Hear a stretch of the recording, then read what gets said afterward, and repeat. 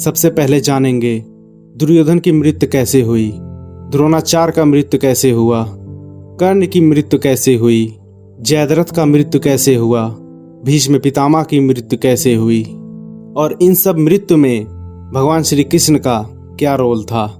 कैसे अपने कूटनीतिक विचार से उन्होंने उन सबको मृत्यु के हवाले कर दिया था।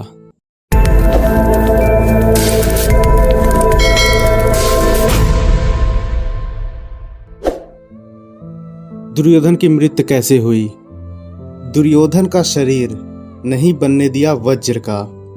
यदि दुर्योधन का संपूर्ण शरीर वज्र के समान बन जाता तो फिर उसका कोई कुछ नहीं बिगाड़ पाता, क्योंकि दुर्योधन की माता गांधारी ने अपने पुत्र को अपने पास बिना वस्त्र के बुलाया था ताकि वह अपनी आंखों की तेज से अपने पुत्र का शरीर वज्र के समान कठोर कर दे।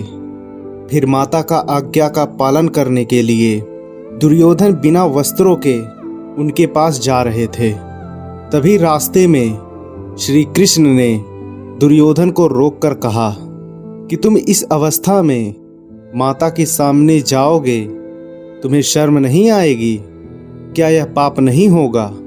यह सुनकर दुर्योधन ने अपने पेट के नीचे वाले हिस्से में केले का पत्ता लपेट लिया और इसी अवस्था में अपने माता के सामने पहुंच गए। इसके बाद माता गांधारी ने अपने आंखों की पट्टी खोलते हुए दुर्योधन पर दिव्य दृष्टि डाली और इस दिव्य दृष्टि के प्रभाव से दुर्योधन के जांघ के अलावा पूरी शरीर वज्र की बन गई, लोहे के समान हो गया। फिर युद्ध के समय भीम ने दुर्योधन की जांघ उखाड़कर फेंक दी, जिसके चलते उसकी मृत्यु हो गई थी। द्रोणाचार्य का मृत्यु कैसे हुआ। भीष्म की मृत्यु हो जाने के बाद 11वें दिन युद्ध में कर्ण के कहने पर द्रोण सेनापति बन गए और युद्ध में कोहराम मचा रहे थे। द्रोण के साथ उनके पुत्र अश्वत्थामा, इन दोनों की शक्ति लगातार बढ़ती जा रही थी, जिसके चलते पांडव खेमे में दहशत फैल गई थी।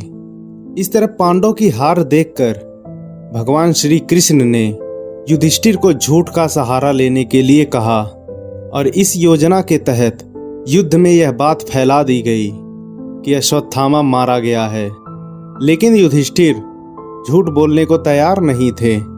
तब अवंती राज के अश्वत्थामा नामक हाथी का भीम के द्वारा वध कर दिया गया और युद्ध में यह बात फैला दी गई कि अश्वत्थामा मारा गया है। और जब गुरु द्रोणाचार्य को अश्वत्थामा यानी अपने पुत्र के मारे जाने की खबर सुनी तो वह युधिष्ठिर से पूछने के लिए गए और युधिष्ठिर कभी झूठ नहीं बोलते। उन्होंने कहा अश्वत्थामा मारा गया है, परंतु हाथी। फिर श्री कृष्ण ने उसी समय शंखनाद कर दिया, जिसके चलते गुरु द्रोणाचार्य को आखिरी शब्द हाथी सुनाई नहीं दिया। उन्होंने समझा मेरा पुत्र मारा गया है और यह सुनकर उन्होंने शस्त्र त्याग दिया और युद्ध भूमि में आंखें बंद करके शोक में डूब गए। और यही मौका था, द्रोणाचार्य निहत्थे हो गए थे और द्रौपदी के भाई धृष्टद्युम्न ने तलवार से उनका सिर काट दिया। और यह सब श्री कृष्ण के नीति के चलते हुआ था। कर्ण की मृत्यु कैसे हुई। कवच कुंडल उतर जाने के बाद हाथों में कोई शस्त्र न होने के बावजूद कर्ण में अपार शक्तियां थीं। युद्ध के 17वें दिन शल्य को कर्ण का सारथी बनाया गया। इस दिन कर्ण भीम और युधिष्ठिर को हराकर कुंती को दिए वचनों को याद करके उनके प्राण नहीं लेते। बाद में वह अर्जुन से युद्ध करने लग जाते और कर्ण तथा अर्जुन के मध्य भयंकर युद्ध होता। तभी अचानक कर्ण के रथ का पहिया भूमि में धंस जाता है और इस मौके का लाभ उठाने के लिए श्री कृष्ण ने अर्जुन को तीर चलाने के लिए कहते हैं और इस तरह अर्जुन असहाय अवस्था में कर्ण का वध कर देते हैं। इसके बाद कौरव अपना उत्साह हार बैठते हैं, उनका मनोबल टूट जाता है। जयद्रथ का मृत्यु कैसे हुआ। महाभारत युद्ध में जयद्रथ के कारण अकेला अभिमन्यु चक्रव्यूह में फंस गया था और दुर्योधन आदि योद्धाओं ने एक साथ मिलकर उसे मार दिया था। और इस जघन्य अपराध को देखकर अर्जुन प्रण लेते हैं कि अगले दिन सूर्यास्त होने से पहले यदि मैं जयद्रथ का वध नहीं कर पाया तो मैं स्वयं अग्नि समाधि ले लूंगा। और यह सुनकर कौरव सेना में हर्ष और उल्लास फैल जाता है और पांडवों में निराशा। इसके बाद कौरव किसी भी प्रकार से जयद्रथ को सूर्यास्त तक बचाने और छुपाने की कोशिश करते हैं और इधर अर्जुन जयद्रथ को खोजने की कोशिश करते हैं पर जयद्रथ तक नहीं पहुंच पाते। तब श्री कृष्ण ने अपनी माया से सूर्य को कुछ देर के लिए छिपा दिया, जिससे ऐसा लगने लगा कि सूर्यास्त हो गया। सूर्यास्त समझकर जयद्रथ खुद ही अर्जुन के सामने हंसता हुआ घमंड से आ खड़ा हुआ। तभी उसी समय सूर्य पुनः निकल आता है और अर्जुन तुरंत ही जयद्रथ का वध कर देते हैं।